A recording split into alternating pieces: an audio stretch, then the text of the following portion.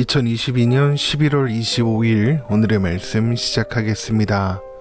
오늘 나눌 말씀은 호세아 8장 7절에서 10절 말씀입니다.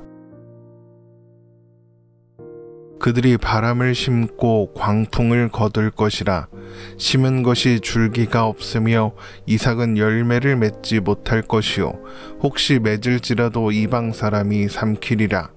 이스라엘은 이미 삼켜졌은즉 이제 여러 나라 가운데에 있는 것이 즐겨 쓰지 아니하는 그릇 같도다. 그들이 홀로 떨어진 들나귀처럼 아스루로 갔고 에브라임이 값주고 사랑하는 자들을 얻었도다. 그들이 여러 나라에게 값을 주었을지라도 이제 내가 그들을 모으리니 그들은 지도자의 임금이 지어준 짐으로 말미암아 쇠하기 시작하리라. 아멘.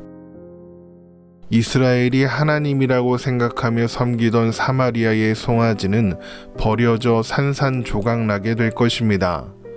이스라엘이 누리고 사는 모든 것들은 하나님께서 주신 은혜의 선물이었지만 그들은 그런 것들을 우상이 준다고 생각했고 하나님도 그 중에 하나라고 생각했습니다. 그래서 하나님은 그들이 섬기는 우상들이 버려지고 산산조각나게 되는 것을 이스라엘로 하여금 보게 하실 것입니다. 그래서 이스라엘이 섬기던 모든 우상들이 아무런 힘이 없었음을, 이스라엘이 바라는 그 어떤 것도 해줄 수 없는 나무 토막에 불과한 존재였음을 알게 하실 것입니다. 뿐만 아니라 그들이 누리던 것들, 특히 풍성한 소출이 사라지게 되는 것을 보게 될 것입니다. 호세아 8장 7절 말씀입니다. 그들이 바람을 심고 광풍을 거둘 것이라. 심은 것이 줄기가 없으며 이삭은 열매를 맺지 못할 것이요 혹시 맺을지라도 이방 사람이 삼키리라. 바람을 심고 광풍을 거둔다는 것은 노력한 것이 결실을 맺지 못한다는 의미의 속담입니다. 고대의 사람들은 씨가 골고루 흩어지게 하기 위해서 부드러운 바람이 불 때 씨앗을 뿌렸다고 합니다. 그러니까 바람을 심는 것이죠. 그런데 추수할 때 광풍이 붑니다. 그러면 어떻게 될까요? 수확하기도 전에 모든 곡식알들과 열매들이 떨어지게 되겠죠. 열매는 거두지 못하고 광풍만 거두게 되는 것입니다. 아무리 애를 써서 씨를 뿌리고 경작을 해도 심은 것이 줄기가 없으며 그러니까 제대로 자라지 못하여 이삭은 열매 맺지 못하게 된다는 것을 바람을 심고 광풍을 거둔다는 속담을 통해서 비유하고 계시는 거죠. 그 와중에 혹 열매를 맺는 것이 있더라도 이방 사람들이 와서 모두 빼앗아 갈 것입니다. 노력하고 수고한 모든 것들이 허사로 돌아가게 된다는 것이죠. 그러면 왜 이런 일이 일어나게 되었을까? 이스라엘 백성들이 사는 가나안 땅은 하나님이 하나님의 백성들을 위해 허락하신 땅이고 그 땅에서 누리는 모든 것들도 하나님의 은혜의 선물입니다. 그러니까 가나안 땅은 하나님께서 돌보아 주시는 땅이라는 거죠. 신명기 11장 11절에서 15절 말씀입니다. 너희가 건너가서 차지할 땅은 산과 골짜기가 있어서 하늘에서 내리는 비를 흡수하는 땅이요 내 하나님 여호와께서 돌보아 주시는 땅이라. 연초부터 연말까지 내 하나님 여호와의 눈이 항상 그 위에 있느니라. 내가 오늘 너희에게 명하는 내 명령을 너희가 만일 청종하고 너희의 하나님 여호와를 사랑하여 마음을 다하고 뜻을 다하여 섬기면 여호와께서 너희의 땅에 이른 비 늦은 비를 적당한 때에 내리시리니 너희가 곡식과 포도주와 기름을 얻을 것이요 또 가축을 위하여 들에 풀이 나게 하시리니 내가 먹고 배부를 것이라. 가나안에서 맺어지는 모든 열매들이 하나님이 돌보아 주신 결과로서 얻어지게 된다는 것입니다. 그러면 이스라엘이 아무리 노력하고 수고하여도 아무것도 거두지 못했다는 것은 어떤 의미겠습니까? 하나님이 돌보지 않으셨다는 의미가 되겠죠. 그러면 하나님이 이스라엘을 외면하신 걸까요? 물론 그렇지 않습니다. 하나님은 한 번도 이스라엘을 외면하신 적이 없으십니다. 하지만 이스라엘은 하나님을 외면하고 떠났습니다. 하나님의 통치 안에서 누리는 평화와 안식을 스스로 저버렸죠. 신명기 11장 16절에서 17절 말씀입니다. 너희는 스스로 삼가라. 두렵건대 마음에 미혹하여 돌이켜 다른 신들을 섬기며 그것에게 절함으로 여호와께서 너희에게 진노하사 하늘을 닫아 비를 내리지 아니하여 땅이 소산을 내지 않게 하심으로 너희가 여호와께서 주신 아름다운 땅에서 속히 멸망할까 하노라.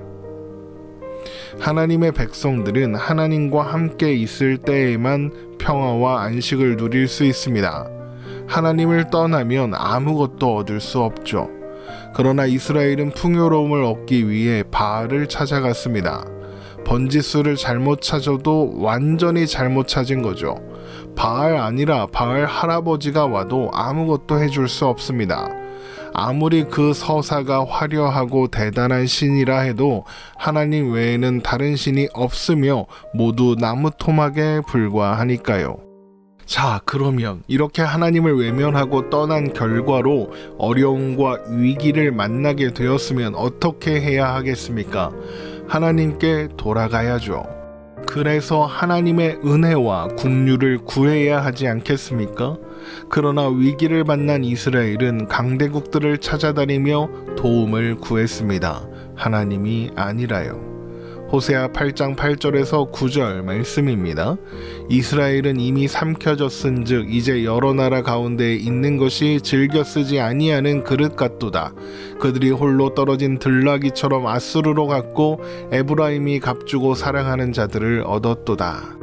이스라엘이 강대국들을 찾아다니며 도움을 구했지만 그들은 즐겨 쓰지 않는 그릇처럼 홀로 떨어진 들나귀처럼 될 것입니다.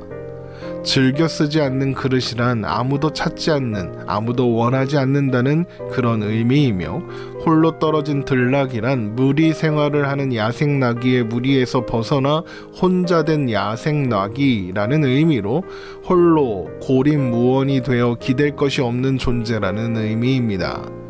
무리에서 떨어져 홀로 있는 야생 나귀가 어떻게 되겠습니까?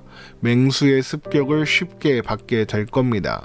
그들이 홀로 떨어진 들나귀처럼 아수르로 갔다는 것이 바로 그런 의미입니다. 자기를 잡아먹으려는 맹수인 줄도 모르고 그 앞으로 스스로 걸어간 거죠. 그런 에브라임의 모습은 값을 주고 사랑하는 자들을 얻은 것과 같습니다. 진정한 사랑을 돈으로 살 수 있을까요? 물론 돈을 내면 사랑해주는 척 하는 사람은 얼마든지 만날 수 있습니다. 하지만 진정한 사랑은 돈으로 살 수 없죠. 그러면 에브라임이 값을 주고 사랑하는 자들을 얻었다는 것은 어떤 의미이겠습니까? 돈을 주고 대가를 치르고 자신들의 편을 들어줄 존재들, 그러니까 강대국들과 관계를 맺었다는 의미입니다. 그런데 그런 관계가 오래 지속될 수 있을까요? 아니요. 돈이 떨어지면 사랑하는 척 해주던 그 사람은 금세 떠나고 맙니다. 꽃뱀이라는 말 들어보셨죠? 사랑을 미끼로 돈을 갈취하는 사람들을 가리키는 말입니다. 꽃뱀은 상대의 모든 것을 털어버리고 나면 아는 척도 하지 않습니다. 그러니까 이스라엘이 강대국들과 맺고 있는 관계는 어리석은 남자가 어리석은 여자가 꽃뱀과 맺는 관계와 같다는 것입니다. 강대국들은 이스라엘의 모든 것을 털어먹을 겁니다. 그러다 더 이상 털어먹을 것이 없으면 이스라엘이라는 나라 자체를 집어삼키겠죠. 이스라엘의 왕들은 그런 관계를 유지하기 위해 애를 쓰느냐고 백성들을 착취하여 백성들의 형평과 국력을 쇠하게 할 것입니다. 호세아 8장 10절입니다. 그들이 여러 나라의 값을 주었을지라도 이제 내가 그들을 모으리니 그들은 지도자의 임금이 지어준 짐으로 말미암아 쇠하기 시작하리라. 그들이 여러 나라에게 값을 주었을지라도 이제 내가 그들을 모으겠다 하시는 것은 여러 나라에게 도움을 요청하기 위해 뿔뿔이 흩어져 그들에게 공물을 바치고 재물을 바쳐서 조공을 바쳐서 도움을 구해도 아무런 도움을 받지 못하고 다시 모이게 된다는 그런 의미입니다. 하나님 안에서만 평화와 안식을 누릴 수 있는 하나님의 백성들이 하나님을 떠나서 엉뚱한 곳에서 도움을 기대하고 있으면 일어나게 되는 당연한 결과이겠죠. 하지만 이스라엘은 그 끝을 맞이하기까지 자신들이 어떤 결말을 향해 어떤 길로 나아가고 있는지 깨닫지 못하며 그 길을 포기하지 않을 것입니다. 혹자는 이렇게 물을지도 모르겠습니다. 그러면 하나님은 왜 그들이 그런 길로 가는 길을 막아주지 않으셨냐라고 말입니다. 그런데 하나님이 정말 그들을 막지 않으셨습니까? 아닙니다. 하나님은 수없이 말씀하셨고 보여주셨습니다. 또한 선지자들을 통해서 이스라엘이 잘못된 길로 가고 있다는 것을 계속 경고하셨습니다. 듣지 않은 것은 이스라엘입니다. 하나님이 막지 않으신 것이 아니라 이스라엘이 그런 하나님의 마음을 저버리고 떠났습니다. 아버지의 사랑을 외면하고 아버지의 집을 떠나버렸던 탕자처럼 말입니다. 아버지는 아들이 집을 떠날 줄 알면서도 그에게 재산을 나누어 주었습니다. 그걸 가지고 나가서 결국에는 모두 떨어먹을 줄을 알았지만 아들을 막지 않았습니다. 막아도 막아지지 않을 것을 알았기 때문입니다. 모든 것을 잃어버린 후에야 아들은 아버지를 생각하고 아버지의 집을 생각합니다. 그리고 그제서야 돌아오게 되죠. 모든 것을 잃어버린 아들이 어떻게 그 자리에서 아버지를 생각하고 아버지의 집을 생각하며 돌아갈 수 있었을까요? 아들이 아버지의 선하심을, 아버지의 사랑을 기억하고 있었기 때문입니다. 집에 있을 때에는 그런 아버지의 사랑이 간섭 같고 귀찮고 그랬는데 모든 것을 잃고 보니 그것이 사랑이었음을 알게 되었고, 그런 아버지라면 자신을 환영까지는 아니어도 일꾼의 하나로는 받아주지 않을까 하는 생각으로 돌아갈 수 있었던 것입니다. 아버지의 선함이 아들의 발걸음을 돌이킨 거죠. 그러나 아버지는 아들이 나간 그날부터 아들을 기다렸습니다. 그리고 마침내 아들이 돌아오자 아버지는 아들을 다시 아들로 맞아줍니다. 크게 기뻐하며 잔치를 베풉니다. 이것이 즐겨 쓰지 아니하는 그릇이 되는 길, 홀로 떨어진 들나귀가 되는 길, 그래서 결국에는 쇠하고 말 길을 가는 이스라엘에게 그 결말을 만나도록 허락하시는 이유입니다. 그제서야 하나님의 사랑을, 하나님의 긍휼과 은혜를 생각하게 될 테니까요. 호세아 2장 7절 말씀입니다. 그가 그 사랑하는 자를 따라갈지라도 미치지 못하며 그들을 찾을지라도 만나지 못할 것이라. 그제야 그가 이르기를 내가 본 남편에게로 돌아가니니 그때의 내 형편이 지금보다 나았음이라 하리라. 하나님은 연을 끊고 도망가는 아들을 끝까지 기다리시는 아버지이십니다. 또한 집 나가면 고생이라는 것을 미리 알려주시는 하나님이십니다. 이스라엘을 향한, 하나님의 백성들을 향한 하나님의 사랑은 그들의 생각보다, 또 우리가 아는 것보다 훨씬 크고 넓으십니다. 그리고 하나님은 그 사랑을 결단코 포기하지 않으십니다. 어떻게 해서든지 고치고 회복하시려는 하나님의 그 마음은 포기될 수 없습니다. 잘못된 길을 가겠다고 바득바득 우기며 나간 아들이라도 포기하지 않고 기다리는 아버지처럼 말입니다. 우리를 향한 하나님의 사랑도 마찬가지입니다. 우리를 향한 하나님의 사랑은 우리가 아는 것보다, 우리가 생각하는 것보다 훨씬 크며 결코 멈추지 않습니다. 하나님의 사랑과 은혜와 긍휼을 여러분 항상 기억하시기 바랍니다. 우리가 어디로 도망가 숨든 하나님은 결국에는 찾아내요. 하나님이 기뻐하시는 자리로, 하나님의 백성, 하나님의 자녀된 자리로 데려가실 하나님이시라는 사실을 잊지 마시기 바랍니다. 하나님이 포기하시기를 기대하고 기다리는 것보다 우리가 하나님의 사랑에 항복하는 것이 훨씬 빠릅니다. 훨씬 좋은 길이죠. 하나님은 포기하지 않으시니까요. 오늘 말씀 이렇게 마치겠습니다. 오늘도 복된 하루 되시기를 주님의 이름으로 축원합니다.